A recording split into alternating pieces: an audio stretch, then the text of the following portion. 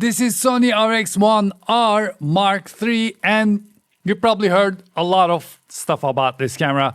This is super unscripted. I just want to get my feelings out. I need to send this back today. My vacuum is going in the background. This is totally not my style video. Nothing is ready except for my feelings. Let me catch you up to speed in case you don't know what's happening. In their R series compact cameras, Sony has a premium compact camera range where these RX1 cameras are released. The keyword here is premium. What makes these cameras so special is they are packed with a full frame sensor that you can normally find in much bigger mirrorless cameras. And from the beginning, these cameras and their accessories have always been very expensive. For example, when first RX1 and RX1R was released in 2013, it was sold for $2,800. And back then, Sony's most professional DSLR camera was $2,800 too. And if you think you're getting the best of the best and the latest and the greatest with this $2,800 camera, you're not. While $899 had things like face detection, autofocus, tilted screen, in-body image stabilization, Sony RX1 and RX1R had none of those. In fact, Sony RX1 and RX1R didn't even have a viewfinder. Then years later, on October 14, 2015, Sony announced RX1R Mark II with exactly the same lens, still no in-body image stabilization, still tiny battery. However, Sony added tilted screen, pop-up EVF, low-pass filter selection, 399 face detection autofocus points. But it still had its shortcomings like the first generation. Like if you wanted to take a photo with wide open at f2 aperture, the highest shutter speed you could get was 1/2000. To be able to go higher, you had to change the aperture to f5.6 or above. And they charged $3,300 for this camera, and at that time Sony's best mirrorless camera A7R II was sold for $3,200. I hope you're following the pattern here. Then in July 15, 2025, 10 years after the release of previous generation, Sony announced RX1R Mark III, the latest generation of their premium cameras. This thing still has exactly the same lens, very similar body type, still no in-body image stabilization, and they went back to the first generation when it comes to tilted screen. They removed it, but they added a higher resolution sensor, a much better screen compared to the last generation, AI features, and they got rid of the 1/2000 shutter speed limit when you want to shoot at f2. When it comes to price, did they match the most expensive professional camera, you ask? Well, the most expensive camera Sony has right now is A1 Mark II, which is $7,000. Sony RX1R Mark III is $5,100. So when I look at this objectively, I can see both sides.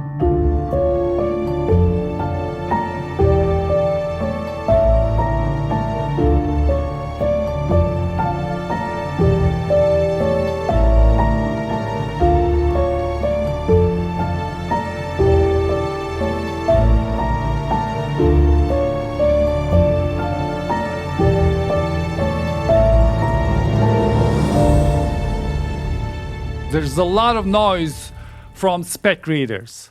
When you look at specs, when you put together and then you jump into that echo chamber, oh, it's the recycled parts, oh, blah, blah, blah, no IBIS, no flip out screen, the terrible battery life, the old technology, oh, you know what? You're right. All of that is true. All of it. Do you remember this?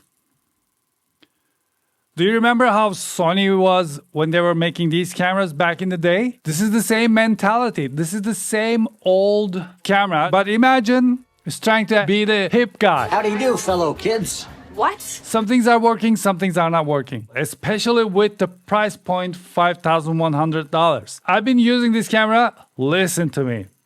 Ergonomics, terrible.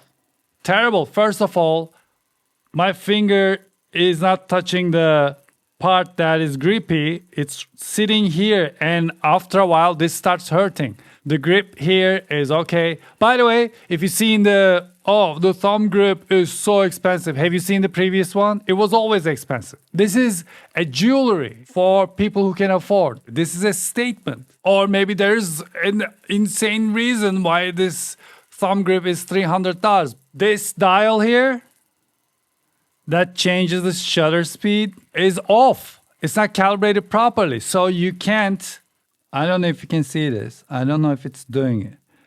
But one click doesn't go one step. I took many photos with this. And the thing I want to tell you is there is some unquantifiable. You cannot put it on spec sheet. You cannot describe it. Kind of feeling to this camera that makes me really love it. This is not small. This is not light. Yes, compared to the A7 cameras, yes, of course it's smaller, maybe smaller than Leica and stuff like that. But when you hear small and light, this is not what you imagine. This isn't small or light. So everything is like the RX100 series. Everything constrains you. It doesn't do this, it doesn't do that. And it somehow sparks the creativity. It makes you feel like, oh yeah, then I will take a sharp photo. Then I'll bring my tripod. Why am I bringing tripod with this? This is supposed to be in my hand. This is supposed to be in my pocket. Doesn't fit into my pocket. Didn't fit into, see this tiny bag?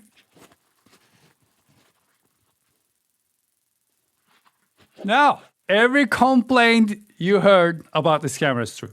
And I agree. I just don't understand how people get this angry about a camera. Like how easily they're affected with a camera. To a point where they're like, well, I'm switching to another thing. Well, you had a camera that was already working for you. They released another one you didn't like. So what is this anger? I do not understand that. That sensor is insane. You just set it and you don't care about ISO, you don't care about anything, and you just start taking photos. The AI features in this camera are not all the AI features. For example, focus mapping does not exist.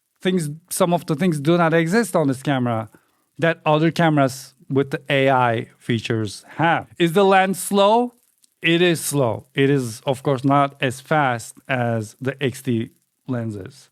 You can feel its age. There's chromatic aberration everywhere. It is not perfect. But what makes it perfect is that this thing has that soul. This thing has that quality that I cannot describe. You take a photo and then you're like, oh, well, I love this photo. I don't know why I love this photo. This macro, not enough. I do not like it. F2, not enough. 35 millimeters, no. Video features, terrible, of course. I think it's because of heat. How else would this put up with the heat? This could have been a little bigger because at this point, I don't care about this size. This size only matters if you're gonna brag and say, oh, this is the smallest camera. And I think that's what's happening. That's what's happening. You're sitting at Thanksgiving lunch and there's your rich uncle. It's like, oh, I got the RX1R III. Did you see how small it is? That's what it is. These are my feelings. This camera, you cannot quantify it with spec sheets. It is a little magical beast on its own. It deserved every yelling it got, but still, it is great. On one side, Sony's right. Sony didn't promise anything like IBIS or different lens or anything. They took what made RX1 series RX1 series and just upgraded the technology. But I see that people are right too, because they're right to ask for IBIS, better video features, and reasonably priced thumb grip and etc. But Sony is right because that's what makes RX1 RX1. However, people are right because this is 2025. Why aren't you giving people a mind-blowing product and why is this so expensive? However, Sony is right. This is what RX1 premium compact camera is. Would I pay $5,100? No, I would pay $3,500. I would pay $3,400. I would pay $3,200. $3,500 with the thumb grip. That's the best I can do. Take it. Take it. Take the deal. All right. Thank you for watching this video. This is very random. I don't do stuff like this. And I'll catch you on the flip-flops. Is that how we say it? I love you guys. See you later. Bye.